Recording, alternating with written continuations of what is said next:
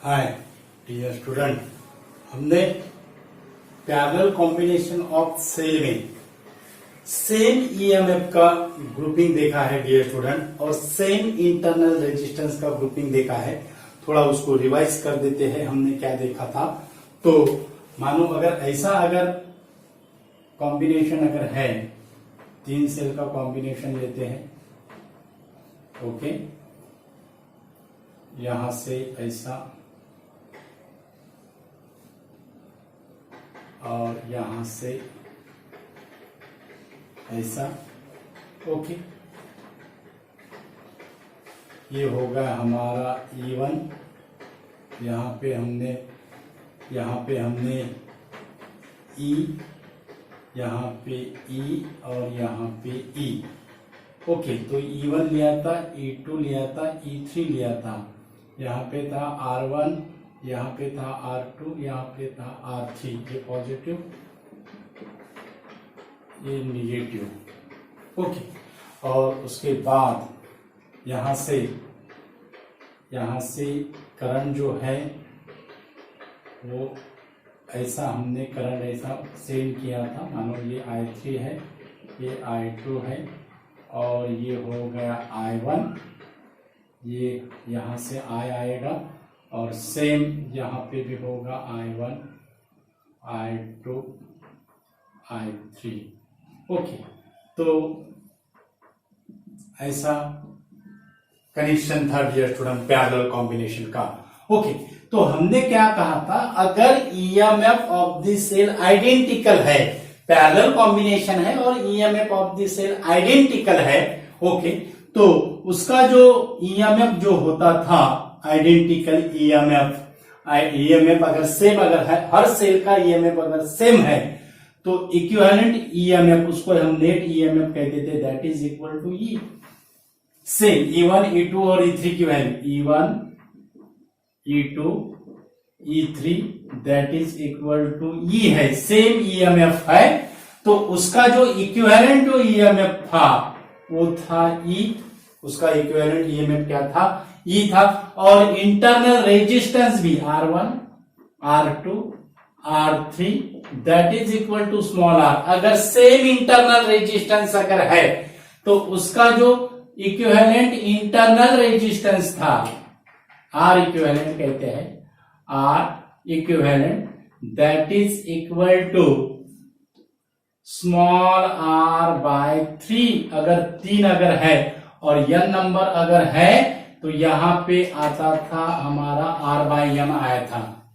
कितना आता था, r बाय n। ये हमने आपको समझाया है डियर स्टूडेंट, ये हमने आपको समझाया है। अब कॉम्बिनेशन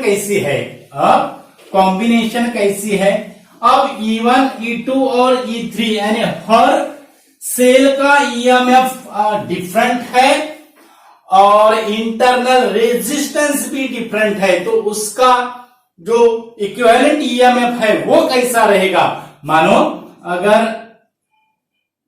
ये E1 है, उसके बाद ये यहां पे R1 हुआ, उसके बाद यहां पे E2 है, ये यहां पे R2 हुआ और यहां से E3 है, यहां पे R3 है, positive negative positive negative positive negative, okay. अब ओके, उसके बाद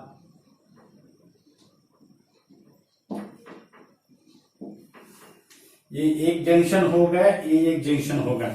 हमने पहले आपको समझाया था कि सेम ईएमएफ, सेल का अगर सेम ईएमएफ अगर रहा तो इक्विवेलेंट ईएमएफ क्या होगा, ओके। और ये अगर करंट अगर सेंड अगर करते हैं कैपिटल रेजिस्टेंस R से, कैपिटल रेजिस्टेंस R से अगर सेंड अगर करते हैं करंट, तो यहां से I1, यहां से I2 सेम रहेगा और यहां से I3, ओके।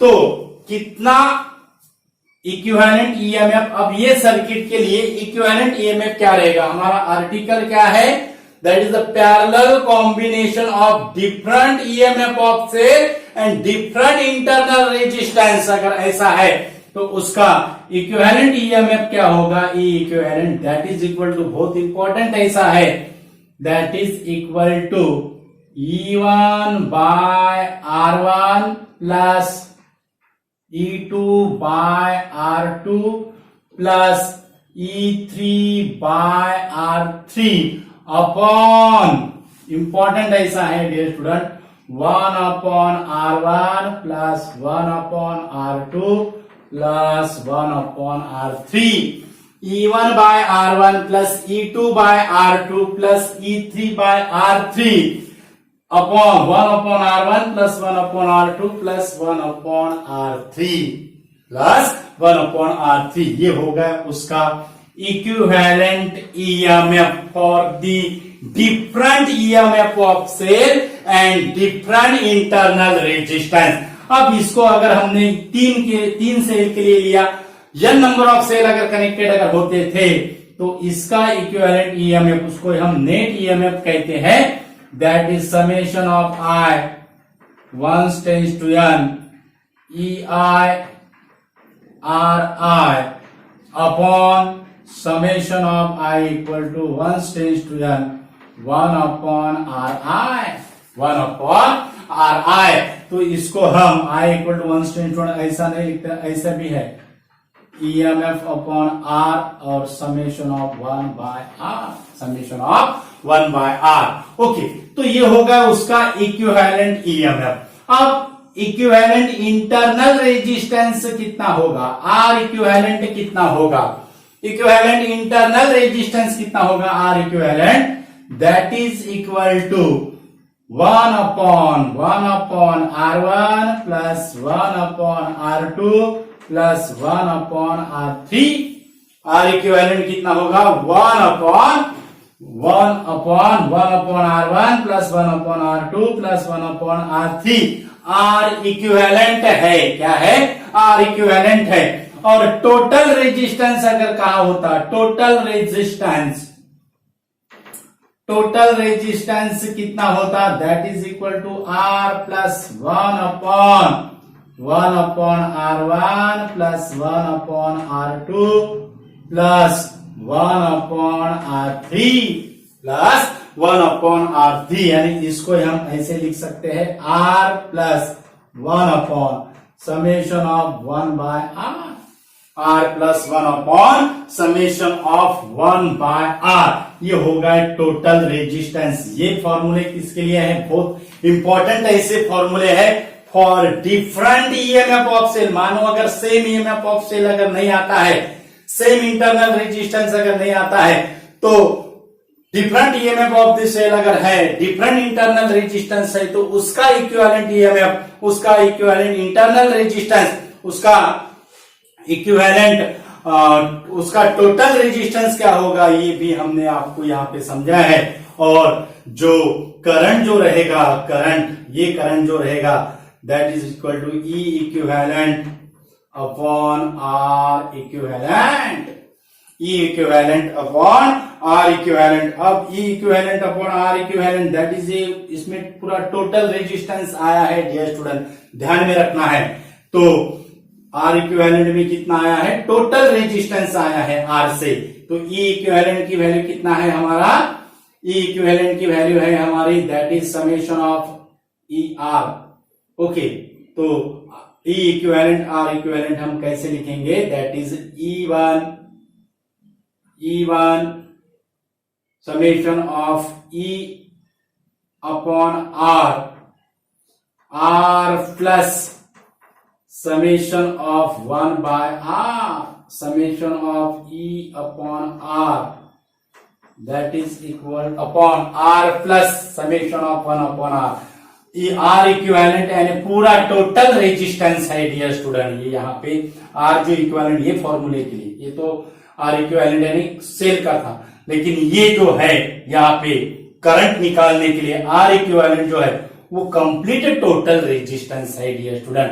तो ऐसा सिंपल ऐसा फॉर्मूला है। और मानो अगर यहाँ पे अगर टर्मिनल अगर रिवर्स अगर किए करते हैं, यानी यहाँ पे निगेटिव है यहाँ पे पॉजिटिव है, तो फिर यहाँ पे जो साइन जो रहेगी वो क्या होगी, फिर निगेटिव रहेगी।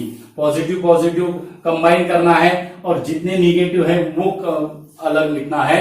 तो यहां से फिर पोलैरिटी से भी आप क्या कर सकते हो, चेंज कर सकते हो। तो इस तरह से सिंपल ऐसा वीडियो है dear student, that is the parallel combination of different EMF of cell and different internal resistance, उसका कैसा ईएमएफ निकालते हैं ये हमने आपको समझा है। इंपॉर्टेंट ऐसे फॉर्मूले हैं डियर स्टूडेंट। तो एंट्रेंस एग्जाम के पॉइंट ऑफ व्यू से भी इंपॉर्टेंट ऐसा वीडियो है। वीडियो ज्यादा से ज्यादा स्टूडेंट को शेयर कीजिए। हमारे चैनल पे अगर नए अगर यूजर है तो हमारा चैनल सब्सक्राइब कीजिए। चैनल का जो नाम है वो है equinox physics. Thank you so much.